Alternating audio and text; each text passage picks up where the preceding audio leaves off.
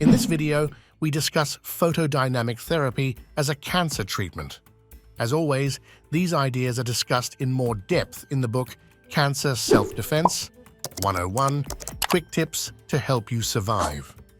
All citations for studies quoted in this video can be found in the book's bibliography at cancerselfdefense101.com. This video is intended as information, not medical advice. It is not intended to treat, diagnose, or cure any disease. Any medical advice should come from an appropriately credentialed medical professional familiar with your unique circumstances. Photodynamic therapy, PDT, has existed in some permutation for over 3,000 years. Ancient Egyptian, Chinese, and Indian civilizations all used light in combination with reactive chemicals to treat conditions like vitiligo, psoriasis, and skin cancer.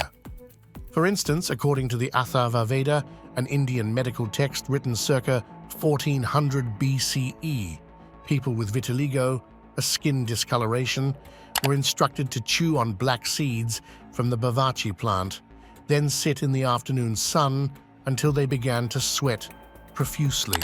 It was only discovered in the 20th century that bavachi was a source of psoralen, a light-sensitive molecule.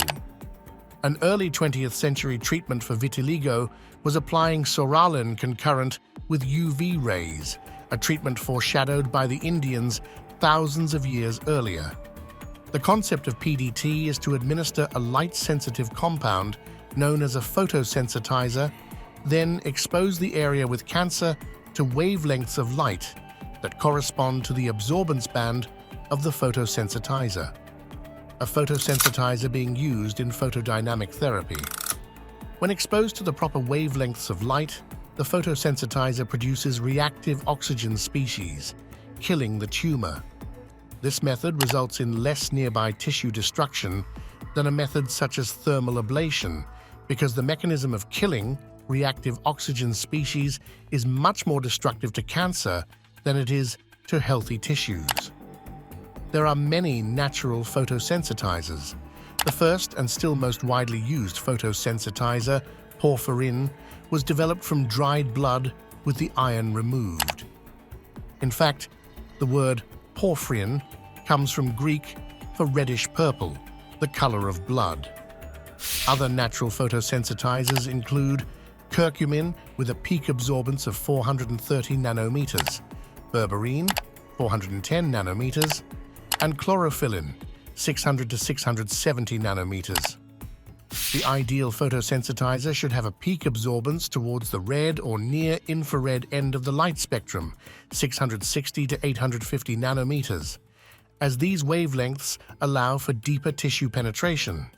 For instance, a wavelength of 690 nanometers has been estimated to penetrate 40% deeper than 630 nanometers.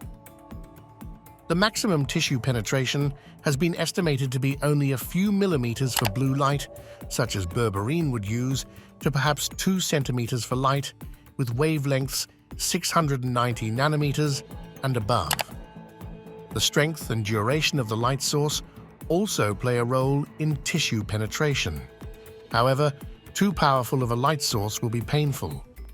To overcome limitations on tissue penetration, light sources are sometimes applied inside the body. The natural photosensitizer chlorophyllin exhibits two distinct absorbance peaks, one at approximately 417 nanometer and another at 660 nanometer.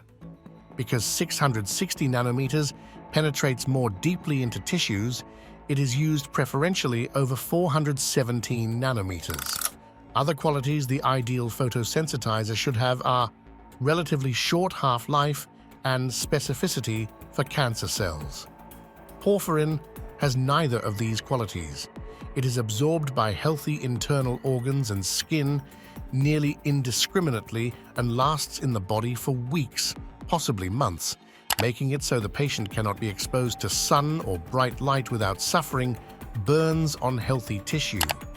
Despite these obvious drawbacks, porphyrin is still widely used in PDT, despite other superior photosensitizers being available. Only 4 photosensitizers are approved in the US versus 8 in the rest of the world. This may be part of the reason the US also lags behind other countries, such as the Netherlands, France, Germany, and Japan, in the use of PDT, despite the fact that PDT has high levels of efficacy, low side effects, and the ability to synergize with other treatment modalities. Photosensitizers can be administered intravenously, orally, or even topically. Both lasers and incandescent lights have been used for PDT with similar outcomes. Techniques such as lower amounts of light for longer times and applying light for 15 seconds on and 15 seconds off have shown promise in improving the efficacy of PDT. The earliest mention of the photodynamic therapy concept in modern times dates back to 1900. German medical student Oskar Raab made the accidental discovery that microorganisms incubated with certain dyes were killed when exposed to light, but nothing would happen to them if kept in the dark. In 1903, Raab's insight was built upon by his supervisor Hermann von Tappeiner, who used a photosensitizer and light to successfully treat skin cancer. Unfortunately, with the excitement surrounding chemotherapy, radiation, and 2 world wars, these insights, which would form the foundation of photodynamic therapy, were lost until they were rediscovered in the 1970s under remarkably similar circumstances.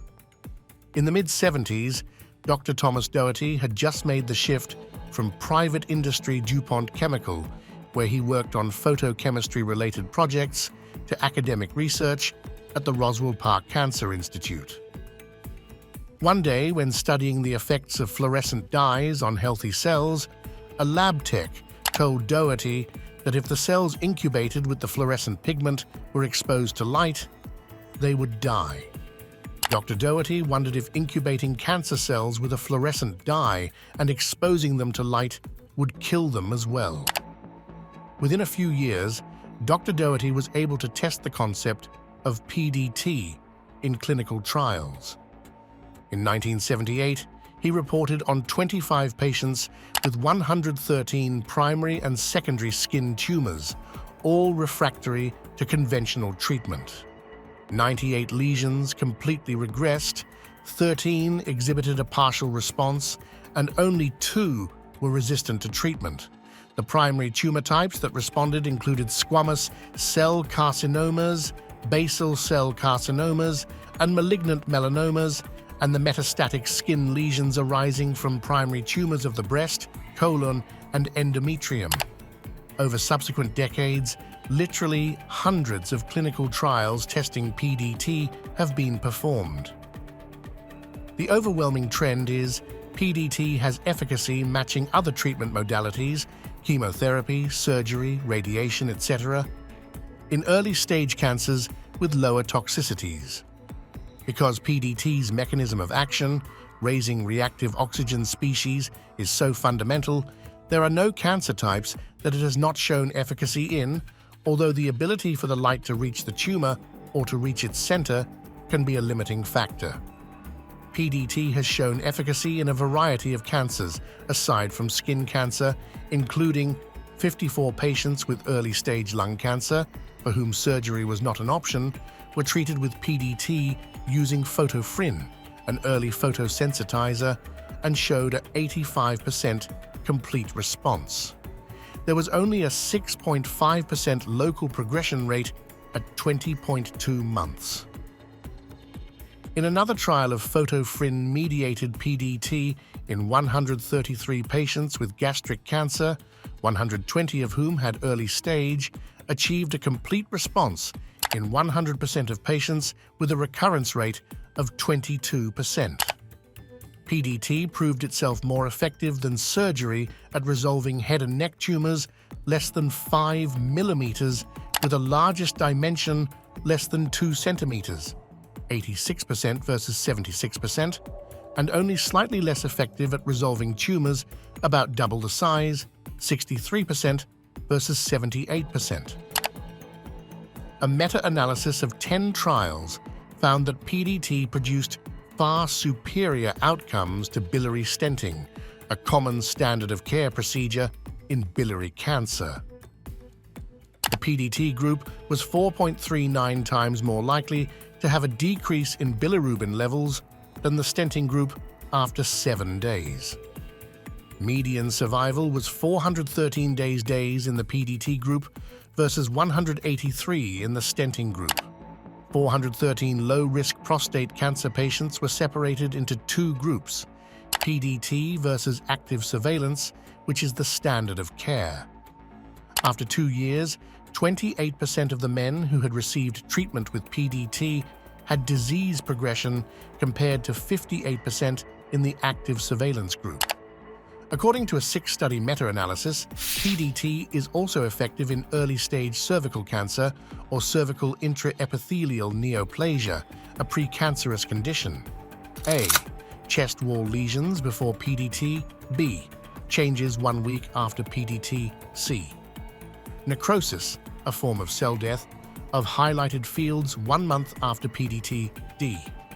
The area highlighted in C has healed with minimal scarring 2 months after PDT. Cancer Self-Defense 101 summarizes literally dozens more positive human trials with PDT. The clinical data is overwhelming. PDT being applied in esophageal cancer. AA. The esophageal tumor. B. The area being illuminated with a 664 nanometer red light. C. The healing process and necrosis. D. Complete remission. Despite PDT's resounding successes, it is only currently FDA approved for limited indications, including actinic keratosis, a precancerous skin condition, advanced cutaneous T-cell lymphoma, Barrett's esophagus, a precancerous condition, basal cell carcinoma, early-stage esophageal cancer, early-stage non-small cell lung cancer, and early-stage squamous cell skin cancer. It is remarkably difficult to obtain PDT treatment for any indication but these outside of a clinical trial inside the US. PDT has shown promise to synergize with hypothermia, surgery, radiation, and chemotherapy, and has shown survival advantages in Phase 3 trials for glioblastoma concurrent with surgery and chest wall metastases in breast cancer. Despite these successes, PDT is still not FDA approved in either indication. One way to find providers of PDT in the US is to visit https://photofrin.com/PDT-treatment-centers. The potential affordability and ease of use of PDT has made it an attractive treatment option in developing countries. One second-generation photosensitizer, methylene blue, seems like it may be a good fit under modest circumstances. Methylene blue, also known as methylthioninium chloride, was first synthesized in 1876. Since that time, it has been used for a wide variety of purposes. It is currently on the World Health Organization's list of essential medicines. Methylene blue was used sporadically as a monotherapy against cancer in the early 1900s.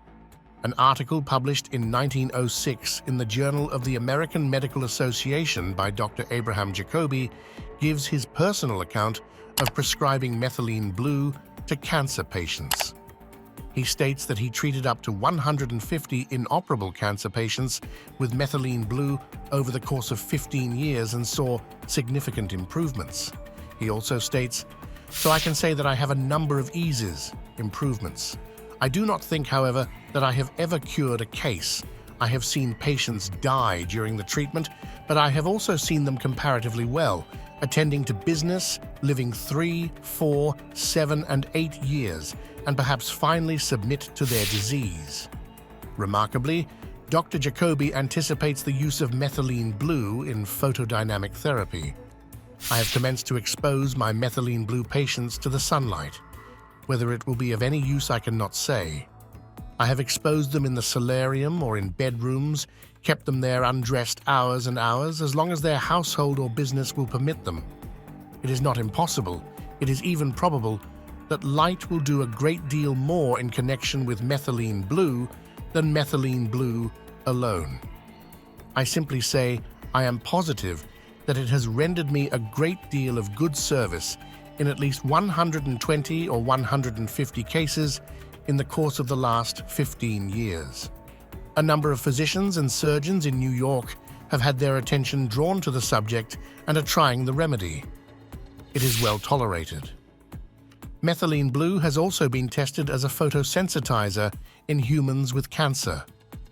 A 1995 report in The Lancet stated a 1% methylene blue solution was injected into 3 esophageal tumors in 3 patients until the tumors turned blue. The surface dimensions of the tumors were 2 centimeters by 2 centimeters or less, with thicknesses of 2, 5, and 9 millimeters. 1 hour after the injection, the tumors were illuminated with a 662 nanometer laser, dose 30 joules per centimeter squared, power density 150 MW per centimeter squared. The procedure was repeated 2 times in 2 weeks. All 3 tumors resolved in the 3 patients, with minimal scarring. One of the patients did have another esophageal tumor 3 months after the procedures. It was treated the same way and resolved. The other tumors did not return. Another human study tested methylene blue-mediated PDT against basal cell carcinoma in 8 patients. An 87.5% cure rate was achieved, which persisted without recurrence for 12 months. This cure rate is similar to rates achieved with other photosensitizers. A. Lesion before treatment. B. After 2 sessions. C. 3 months after treatment. For more information, please see the book Cancer Self-Defense 101 Quick Tips to Help You Survive. Also, see our video about the very promising similar treatment, Photodynamic therapy.